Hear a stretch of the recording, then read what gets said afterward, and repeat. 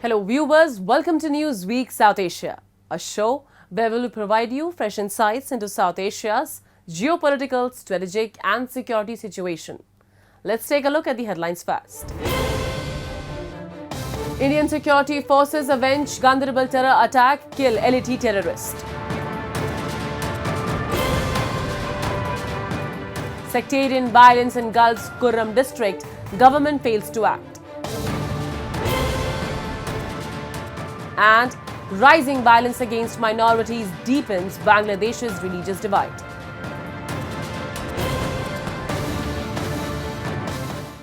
In Jammu and Kashmir, Indian security forces continue to dismantle the web of Pakistan-backed terrorism that has undermined peace in the region for decades.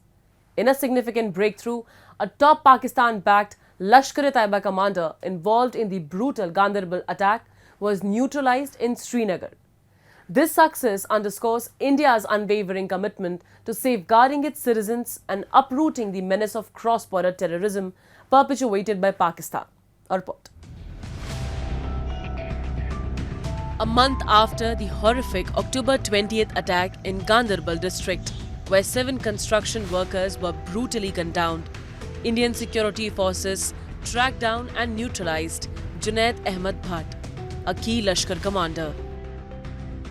The encounter took place in Srinagar's Dachigam forest area on October-December 3rd, following a meticulously planned operation by the police and army. Acting on credible intelligence about terrorist activity, the joint forces launched a midnight raid, successfully eliminating the terrorist after an intense gunfight. ये जो किल terrorist है, इसकी शिनाख्त ये LET तंजीम से वाबस्ता रहा है. इसका नाम जुनैद भट्ट है, जो कि कुलगाम का रहने वाला है और कल जो ऑपरेशन हुआ उसमें ये मार गिराया गया. ये पिछले साल लगभग मिड ऑफ लास्ट ईयर जुलाई से ही एलईटी तंजीम में सक्रिय था और इसकी इन्वॉल्वमेंट क्योंकि गगनगीर अटैक में आई थी तो सुरक्षा बलों ने इसको मार गिराया. The October attack targeted a construction site in Ganderbal, killing 7 workers, including a doctor from Budgam. The victims were part of a critical infrastructure project, constructing tunnels that would provide all-weather connectivity to the strategically vital Ladakh region bordering both China and Pakistan. Investigations revealed that the terrorists supported and trained in Pakistan aimed to disrupt economic development and spread fear in the region. Despite Pakistan's consistent denials, its support for terror groups is evident through active training camps, logistical backing, and financial networks operating across the border. These acts are a continuation of Pakistan's long-standing proxy war against India, aimed at keeping the region destabilized.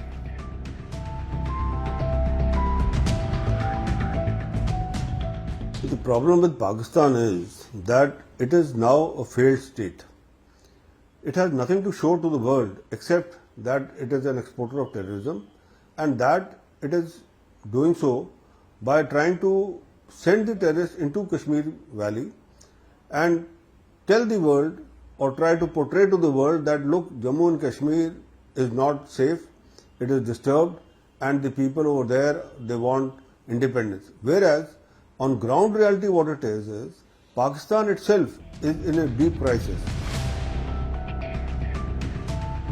India, however, remains resolute. A comprehensive counter-terrorism framework has been implemented to thwart Pakistan's malign activities.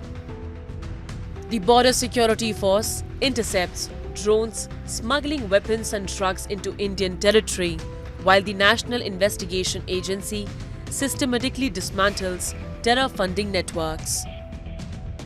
Intelligence-driven operations by Indian security forces have neutralized numerous terrorists, crippling their ability to act. While Pakistan's proxies continue their attempts to incite violence, India's proactive measures, bolstered by the determination of its security forces, have been effective in neutralizing threats and thwarting terror plots.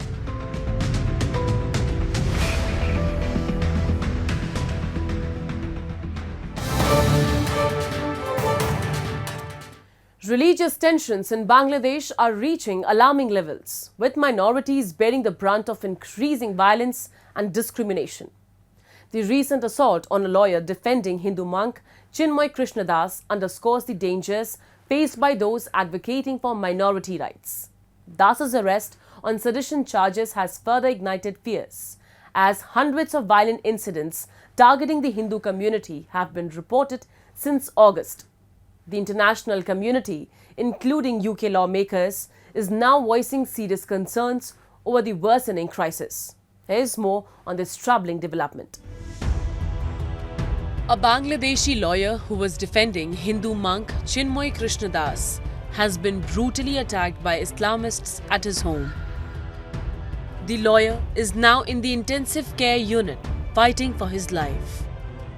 ISKCON India, which reported the attack, describes it as a sign of the growing dangers faced by those defending the rights of religious minorities in Bangladesh.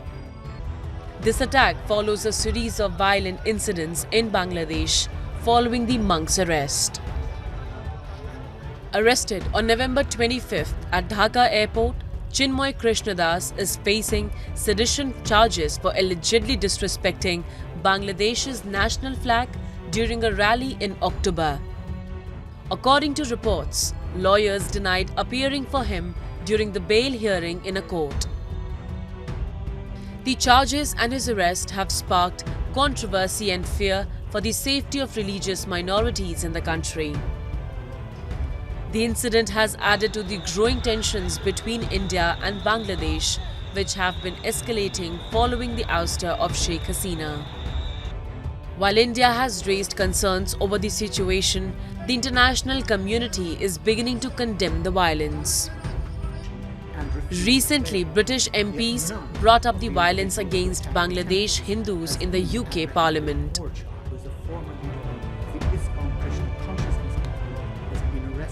Since the fall of the previous government in August of this year, Bangladesh has seen more than 2,000 incidents of violence, most of which have been targeted against the minority Hindu community. Hindus make up less than 10% of the Bangladesh population, and my honourable friend will be aware that anti-Hindu violence has been a recurrent event in the country, and indeed the Jamaat-e-Islami party was earlier this year banned after riots in which 200 people were killed. But whilst Bangladesh no longer has the secular constitution of 1971 and became an Islamic state in 1988, there are nonetheless supposed to be protections for minority religions under Articles 28, 39 and others of the constitution. These appear not to be being enforced. In response to the deteriorating situation and arrest of Hindu religious leader, Bangladeshi feminist author Taslima Nasreen, who was forced to flee the country for her outspoken writings, expressed her concerns on social media. She pointed out the double standards in the country's approach to flags, highlighting how the placement of the saffron flag above the Bangladeshi flag is deemed treasonous, while the flag of the extremist group Hizb ut-Tahrir, when placed above national flag, is considered patriotic. Meanwhile, protests against the treatment of minorities in Bangladesh are being held across India, drawing attention to the growing repression. UK MP Priti Patel has called for the British Parliament to outline its engagement with Bangladesh on this critical issue.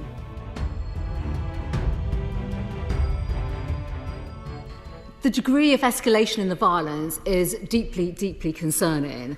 And what we are witnessing now is just uncontrolled violence in many quarters. And we are now watching with horror and shock as further violence is spread in Bangladesh. And all our thoughts in this House are most definitely with the diaspora community here and those who are affected in Bangladesh. These are deeply disturbing reports. So given the current instability in Bangladesh and since the departure of the former Prime Minister in August, this is a moment of deep concern. Many governments are condemning the violence and calling for peace and law and order to be restored. So I welcome the comments from the Minister, but I must emphasise that all efforts must be taken now.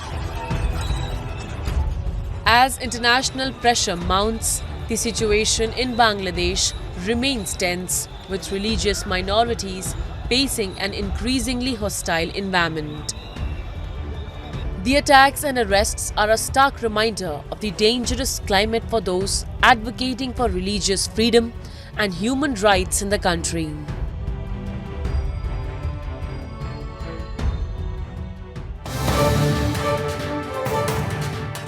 Pakistan's Kurram district descends further into chaos as sectarian violence ravages the region unchecked. Over 130 lives have been lost in just 10 days, with Shia Muslims targeted in brazen attacks, even under military and police escort. The ambush in Lower Kurram's Ochat area exposes a fractured nation where fragile ceasefires fail and the state's promises of protection ring hollow, leaving vulnerable communities to fend for themselves amid growing despair. A report. Deadly sectarian violence continues to ravage Pakistan's northwestern Kurram district, where over 130 lives have been lost in the past 10 days, despite a tentative ceasefire. The latest ambush on 2 passenger vans in Lower Kurram's Ochat area highlights the perilous plight of Shia Muslims under militant attacks, even with police and military escorts. The victims, mostly Shia Muslims traveling from Parachinar, were attacked as their convoy entered Sunni-majority villages. Disturbing footage from the scene reveals the horrifying aftermath: blood-soaked streets, destroyed vehicles, and grief-stricken survivors. Parachinar resident Nasir Hussain condemned the state's inability to ensure safety.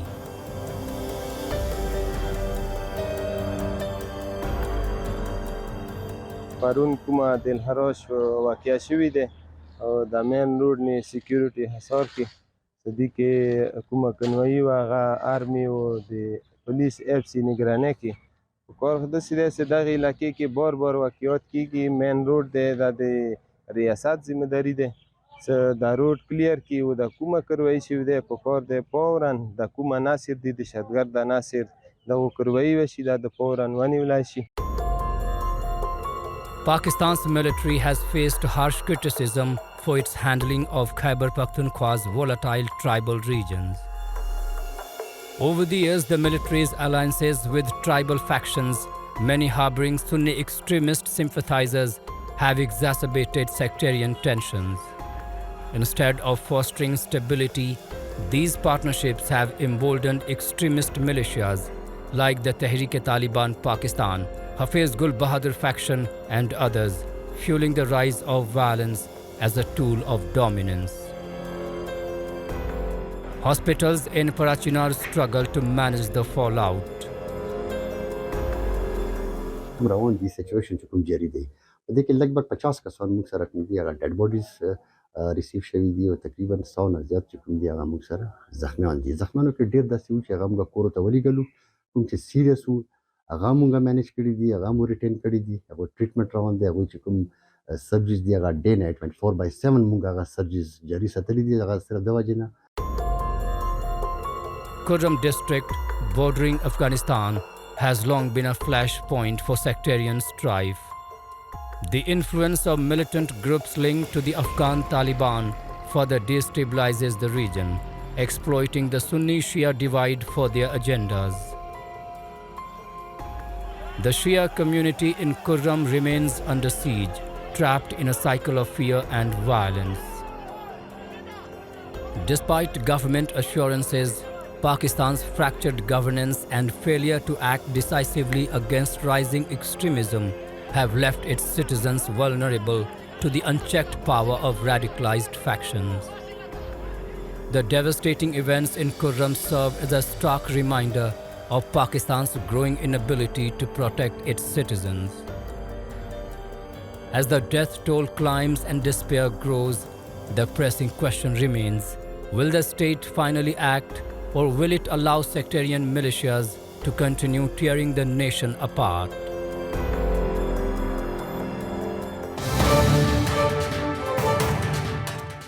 Pakistan's electricity crisis continues to devastate millions of families across the country, with soaring power bills, endless power cuts, and an economy in free fall. In cities like Karachi, the situation has reached a breaking point, leaving people desperate and frustrated. With power outages lasting up to 18 hours in rural areas and 10 hours in cities, Pakistan's power sector is a tale of mismanagement, inefficiency, and exploitation. Here's more on this escalating disaster.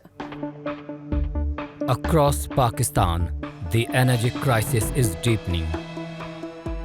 In Karachi, the country's largest city, citizens are struggling with excessive bills and unreliable services from K Electric, the city's main power supplier. Over the past year, many residents have faced bills exceeding 75,000 rupees despite enduring daily power cuts. पहचान बिजली का bill तो इतना देते हैं हमारा 100 से ज़्यादा सही है ना और बिजली तो माशाल्लाह अभी भी नहीं है हमारे पास अभी इन लोगों ने बिल भेजा है 75,000 रुपये काम बिल है नहीं कारोबार नहीं है बंदा भूख से हमारे 75,000 भरे क्या बच्चों को पाले क्या करे बंदा कारोबार तुम्हारे सामने नज़र आ रहा है इधर मच्छर मार रहा है बाकी तो कारोबार तो नहीं है ये हमारा सिंध गवर्नमेंट को चाहिए कम से कम बिजली का बिल खाया जाए ये के इलेक्ट्रिक तो है ही माफिया है भाई इनको चाहिए कुंडला चलाते ये लोग हर चीज़ ये करते खुद कुंडे लगवाते खुद ही सब कुछ करते The people of Karachi are not alone in their misery. The entire country is bearing the brunt of Pakistan's catastrophic energy policies. The cost of electricity has surged by an eye-watering 155% since 2021, a direct result of the government's scramble to meet IMF loan conditions. The average cost of electricity now stands at $0.23 per unit, making it one of the most expensive in the region. Meanwhile, residents face blackouts, power theft, and massive losses in the grid due to systemic corruption and inefficiencies. बिजली नहीं आता है बिजली की load shedding है bill 10,000 रुपये आ रहा है गरीब बंदे कैसे भरेंगे 500 रुपये दिहाड़ी है हम कैसे भरेंगे गरीब आदमी है इनको कहें बिल का 500 रुपये दिहाड़ी है बिजली का बिल का खर्चा कुछ कम करें और गरीबों की इमदाद करें थोड़ा बिजली कम करें और मीटर ले जाएं बस मीटर आप ये खुद ही ले जाएं बस यही मेहरबानी करें हम नहीं भर सकते बिल गरीब आदमी है Pakistan's power crisis is rooted in decades of mismanagement. The infamous 1994 Independent Power Producers Policy shifted control of the energy sector to private hands, promising foreign investment. But it instead resulted in an entrenched system that forces consumers to pay for idle power plants, creating massive financial burdens for the public. To make matters worse, Pakistan's energy sector is drowning in a staggering 2.3 trillion rupees in circular debt, with transmission losses and theft further compounding the problem. A shocking 16% of the electricity generated is lost before it even reaches consumers, an alarming reflection of the government's failure to maintain basic infrastructure. As Pakistan grapples with one of the worst energy crises in its history, millions of citizens are left without power, unable to pay crippling bills and suffering under a government that has failed them at every turn.